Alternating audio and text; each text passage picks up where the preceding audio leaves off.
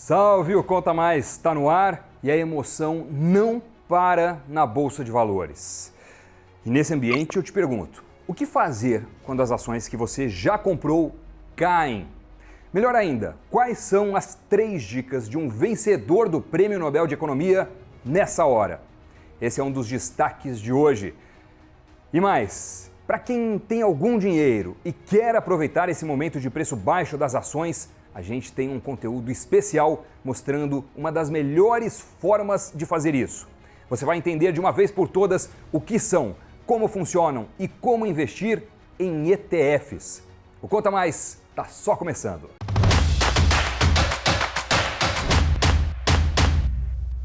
Numa hora de queda na bolsa, muitos investidores não contêm a ansiedade. Passam o dia todo olhando os preços e sofrendo. Perder dinheiro ninguém gosta, eu, por exemplo, odeio.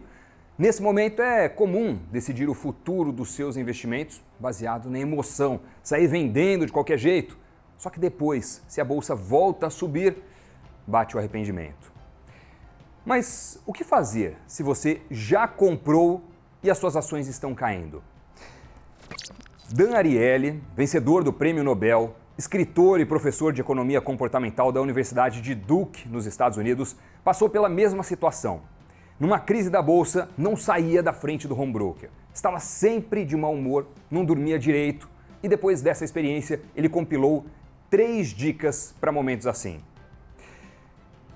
3 comportamentos para evitar decisões erradas com seus investimentos na bolsa nessas horas. Vamos dar uma olhada? Tá aqui a primeira dica dele. Evite o home broker. Mas como assim? Checar sem parar as cotações não faz ninguém adivinhar o futuro. Se você ainda está escolhendo ações para comprar, tudo bem. Mas se já analisou as empresas que gostaria de ter na carteira e já comprou os papéis, o melhor é dar um tempo entre uma olhada e outra. Por exemplo, só uma vez por dia. É melhor avaliar os preços de cabeça minimamente fria e não no calor do momento. Segunda dica. Seja cauteloso. Parece dica boba, óbvia, mas não é não. Se você decide comprar ou vender ações, essa é uma decisão sobre o seu futuro, sobre o futuro do seu patrimônio. Ninguém faz uma mudança importante de vida por impulso. Portanto, haja sempre lembrando que ter ações é uma decisão de longo prazo e que as crises passam. Mesmo com tantas que aconteceram nos últimos anos e décadas, a Bolsa Brasileira se recuperou. Há cerca de 3 meses, estava no maior patamar da história. Terceira dica. O futuro não é o passado. Se as ações caem hoje, não quer dizer que vão cair amanhã ou na semana que vem, necessariamente. Tenha em mente o seguinte, o que aconteceu no passado não necessariamente vai se repetir no futuro. O melhor, diz o Nobel de Economia, é um método simples. Lápis e papel na mão. Imagine que você tenha uma quantia de dinheiro e queira investir. O que compraria? Se forem outros papéis, outras empresas, aí pode valer a pena a troca com as que você já tem. E o ajuste na sua carteira faz sentido nessa situação. Mas se a sua decisão com esse dinheiro novo, hipotético, for igual ao seu portfólio atual, o melhor é não fazer nada e aguardar. E a isso eu acrescento uma opinião pessoal. Bolsa em queda não é momento de vender, é momento de comprar. O que vai acontecer amanhã, nos próximos dias, nem eu, nem analista nenhum, nem banco, nem corretora, nem relatório sabe. Mas como depoimento pessoal, eu te digo o seguinte. Quando eu lembro das crises passadas, em particular a de 2008, que mais se assemelha a essa atual, eu tenho um grande pensamento. Na verdade, um grande arrependimento. Não ter comprado mais. E se você quer aproveitar esse momento para entrar na bolsa, vem a questão. Para quem não é familiarizado com investimento em ações, qual a melhor forma de fazer isso? Sem dúvidas, é diversificar. Não colocar todo o dinheiro em uma única ação, em uma única empresa. Mas tem um jeito fácil? Por exemplo, dá para virar sócio de todas as empresas que compõem o Ibovespa de uma só vez? Comprando um único ativo? Isso existe sim. Eu estou falando de ETF, que aliás é uma das formas prediletas de investimento do Warren Buffett, um dos maiores investidores do mundo. Só por esse motivo, acho que já vale considerar essa possibilidade, né? Os ETFs são o foco da coluna Investflix de hoje.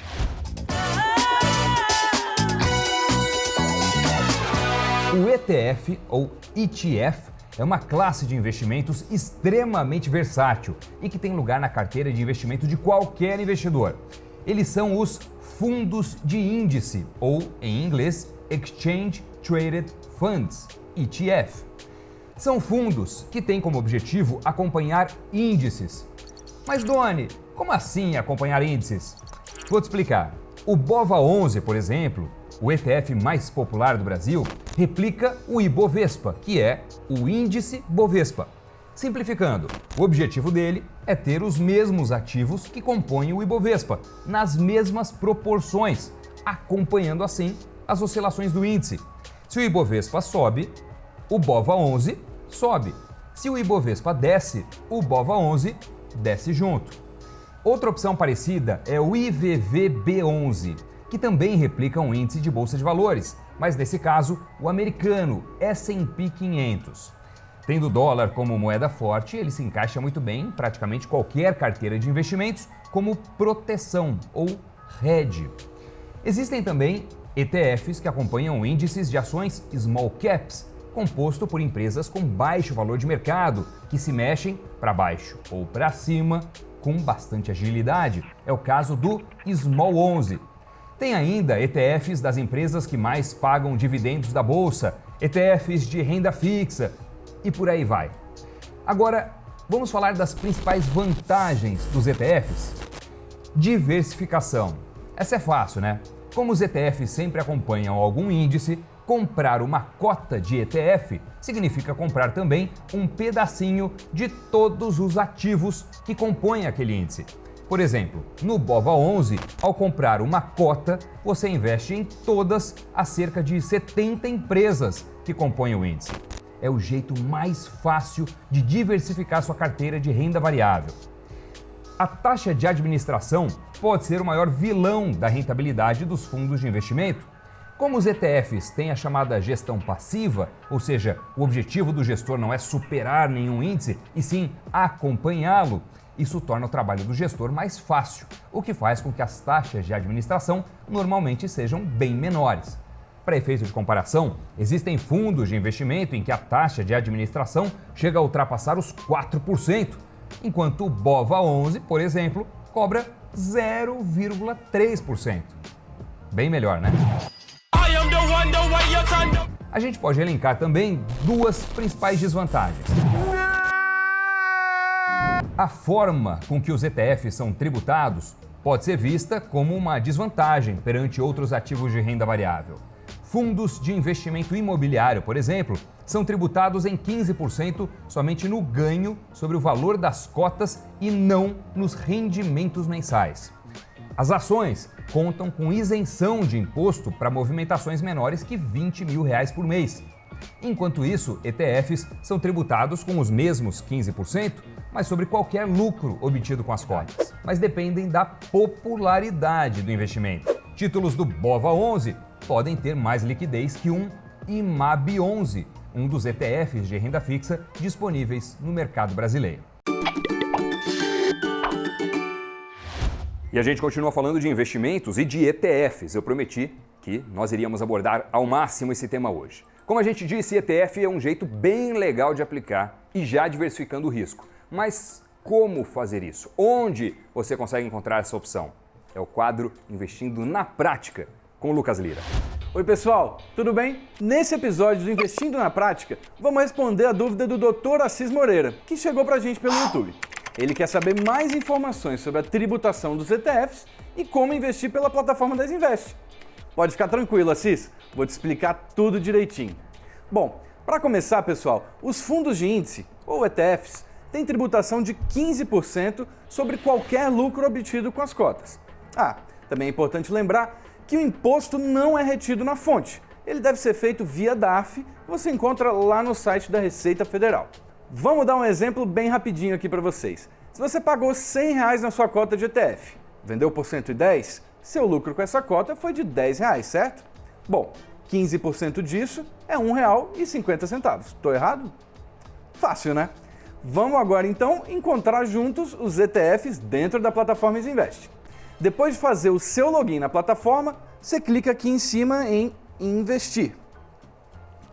Você desce um pouquinho o cursor, vai encontrar a plataforma para iniciantes. Depois de clicar nela, você vai encontrar lá embaixo da plataforma, ó, é o último menuzinho mesmo, todos os ETFs para você.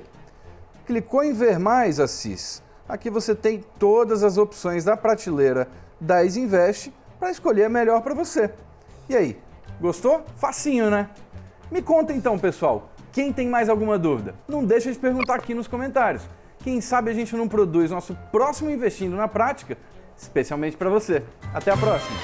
Valeu, Lucas! Investindo na Prática, sempre com alguma dica interessante, útil e aplicável. E agora sim, você já entendeu o que é o ETF e como faz para comprar. O dia foi de chuva de notícias e enorme tensão no mundo inteiro. Em grande parte, o noticiário foi dominado pelo coronavírus. E não sem motivo. Vamos mostrar um pouco do panorama global no Giro de Notícias. A OMS declara pandemia de coronavírus. Segundo a Organização Mundial da Saúde, já são cerca de 118 mil infectados no mundo, 114 países com casos da doença e mais de 4 mil mortos, a maioria na China. Metade dos países com coronavírus tiveram o primeiro caso nos últimos 10 dias. A Europa registra forte letalidade da doença. Na Itália, o coronavírus mata 8 vezes mais do que na Coreia do Sul. Na Alemanha, a premier Angela Merkel alertou que 2/3 dos cidadãos do país podem contrair a doença. O Reino Unido anuncia um estímulo fiscal de 39 bilhões de dólares e o Banco Central Britânico reduz a taxa de juros para conter as perdas pelo coronavírus. A E3 2020, maior feira de games do mundo, é cancelada por causa do coronavírus. O evento é realizado nos Estados Unidos desde 1995. No Brasil, o governo cortou a previsão do PIB para 2,1% em 2020. A previsão anterior era de um crescimento de 2,4%. E com todo esse noticiário, vamos ver como foi o desempenho das bolsas de valores no mundo e, claro, aqui no Brasil também. Na Ásia, a bolsa de Tóquio teve uma queda de 2,27%. Em Seul, ainda maior, 2,78%. A bolsa de Xangai, na China, registrou queda de 0,94%. E em Hong Kong, 0,63%. Na Europa, Londres teve uma queda de 1,40%. Frankfurt também ficou no vermelho, 0,35%. Paris e Madrid também ficaram com os índices no campo negativo. Nos Estados Unidos, o índice Dow Jones caiu quase 6% e o índice Nasdaq das ações de tecnologia, 4,37%. No Brasil, no meio da tarde, a bolsa, que operou todo o dia em forte queda, desabou até a marca de 10% e os negócios foram suspensos na ativação do chamado Circuit Breaker.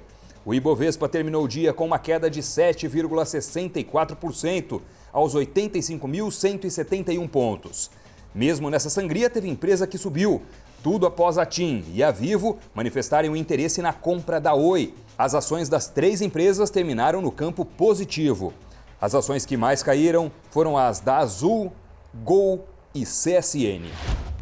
É isso, Conta Mais de hoje está chegando ao fim. Muito obrigado pela companhia. Haja coração e bons investimentos. Até amanhã. Tchau.